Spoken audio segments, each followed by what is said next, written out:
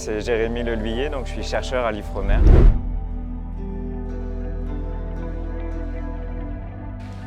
Et aujourd'hui, on va parler diversification aquacole. Allez, on y va.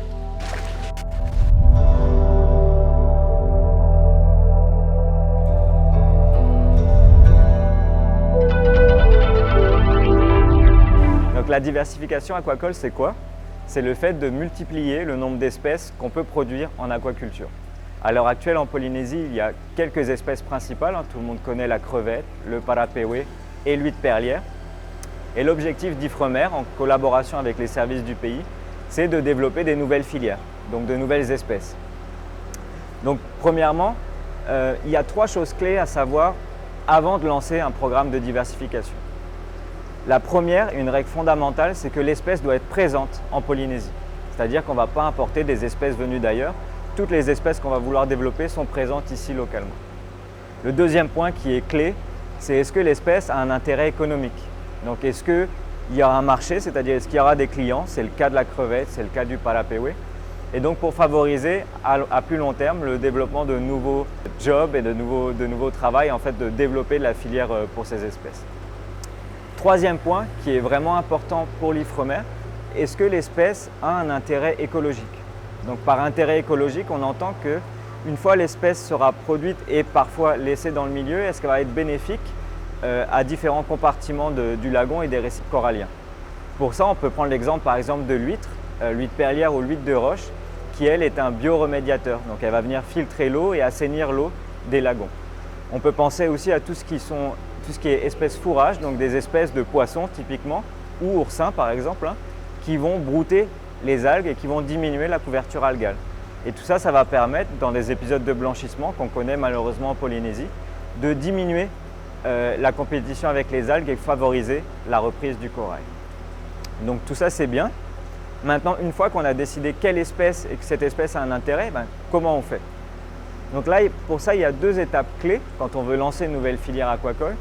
La première, c'est maîtriser le cycle d'élevage.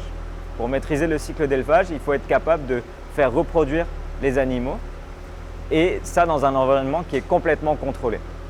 La deuxième étape, c'est évaluer le potentiel de croissance, notamment des animaux dans cette nouvelle filière. Et ça, c'est ce qu'on va voir. Je vous invite à venir voir les collègues et on va voir le travail qu'ils sont en ce moment en train de faire sur de l'huître.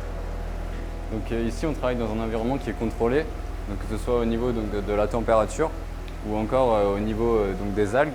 Et pour les algues, donc, ce qu'on fait, c'est qu'on va prendre la concentration en entrée dans nos bacs, donc comme ceci. Et après, on va également donc, prendre la concentration des algues qu'on a en sortie de nos bassins.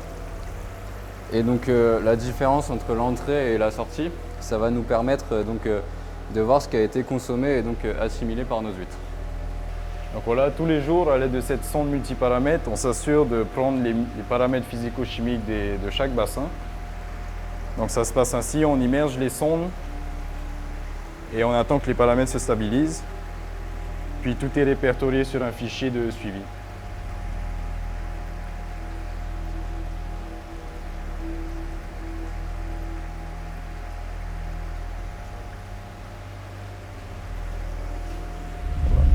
Donc voici 2 espèces qu'on produit ici à l'Ifremer, donc Sacostrea cuculata.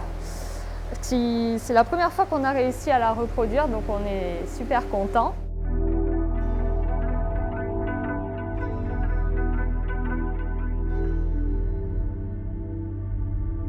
Et Pinctada margaritifera.